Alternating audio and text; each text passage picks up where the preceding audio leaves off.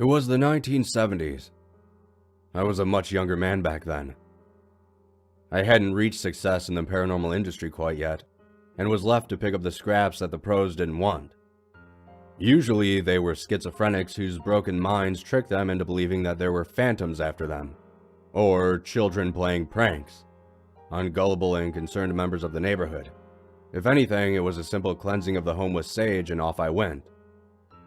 When I first got the call, I was ecstatic.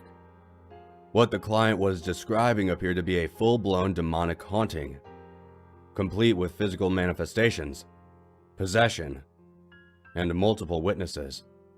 It was the break that I was searching for. It was the break that I desperately needed. The only detail that truly worried me was about their teenage son. The person they claimed to be suffering from possession had become violent with the members of his family. Up until recently, he had only acted out of character, moody.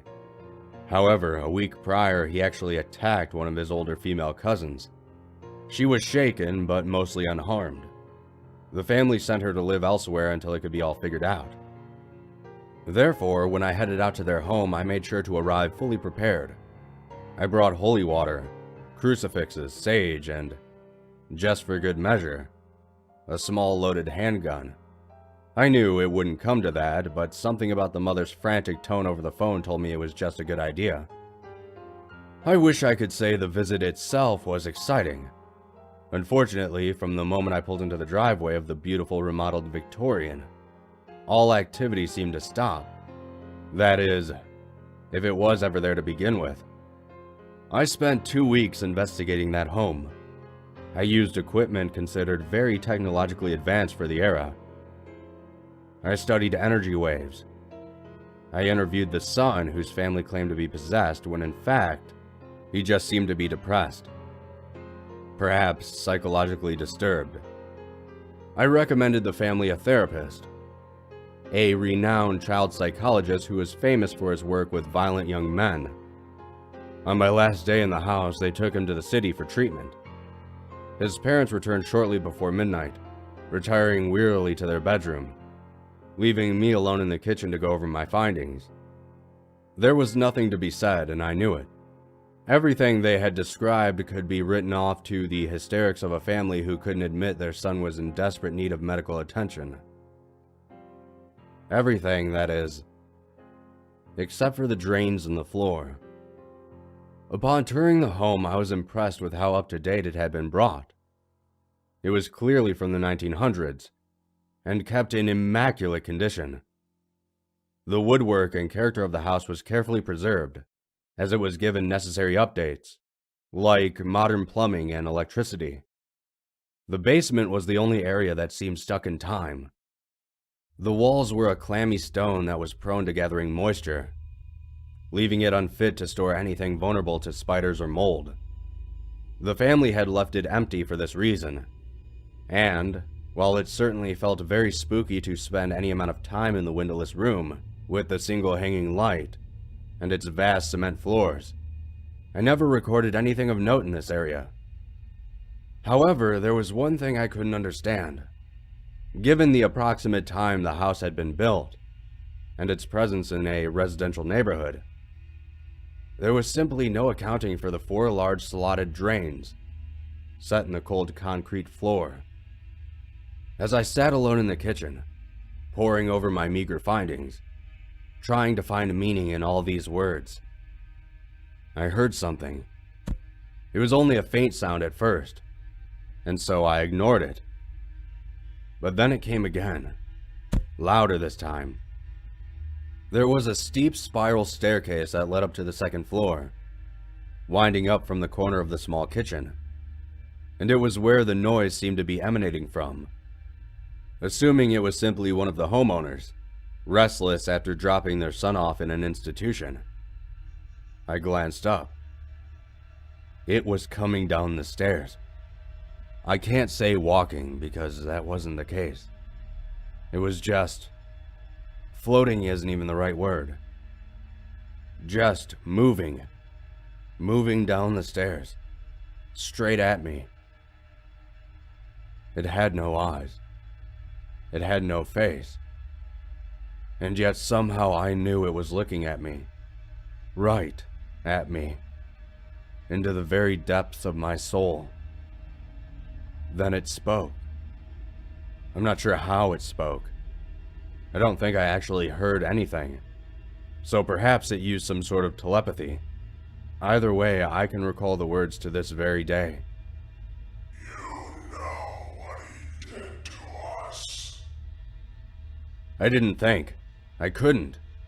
I just ran. I upended my chair when I fled, scattering papers across the kitchen that claimed this house wasn't really haunted, that it was all hallucinations of a very sick boy. I left them there. Do you know how awful that is? I left those people in that house with that thing. I didn't stop driving for 30 miles, for God's sake. When I realized how far I had gone, I finally pulled over and called the family from a payphone. They were the furthest thing from my mind when I saw it. All I could do was respond to the deep animal instinct to escape, to run out of that supposedly safe house with my tail between my legs. They moved, I think.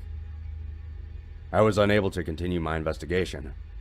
In writing, I cited insufficient evidence, but I knew it was cowardice.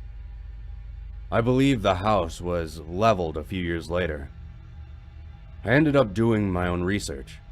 Curiosity ate away at me with vicious little rat teeth as time went by. The accusation still ringing fresh in my ears. You know what he did to us. And eventually, yes, I did. Old newspaper clippings didn't tie the stories together. Not necessarily. But I was able to piece some of the meaning out of the yellowed excerpts. At some point around the turn of the century, the house had been residence to a well-respected mortician. Unable to find a building in town to suit his needs, he said, he built his own home/office space. It was a grand feat of architecture, and a shining example of a true entrepreneur, a man pursuing the American dream of running his own business. Upstairs was the bedroom, mid-level the funeral home, in the basement, a mortuary. I then realized what the drains were for.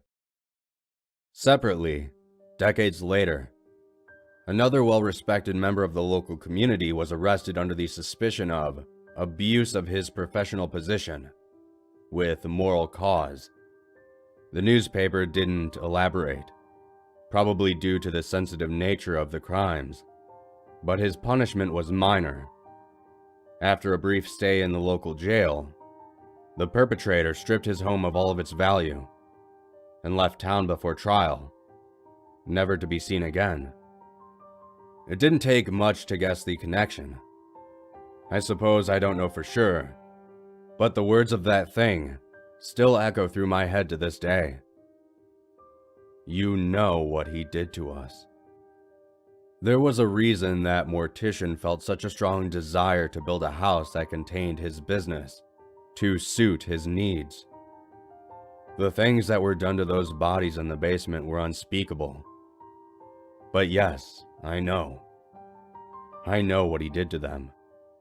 And it's because of this, coming face to face with the true nature of a man in its darkest places, that the encounter with that faceless thing is the scariest moment of my career. Because now, I know.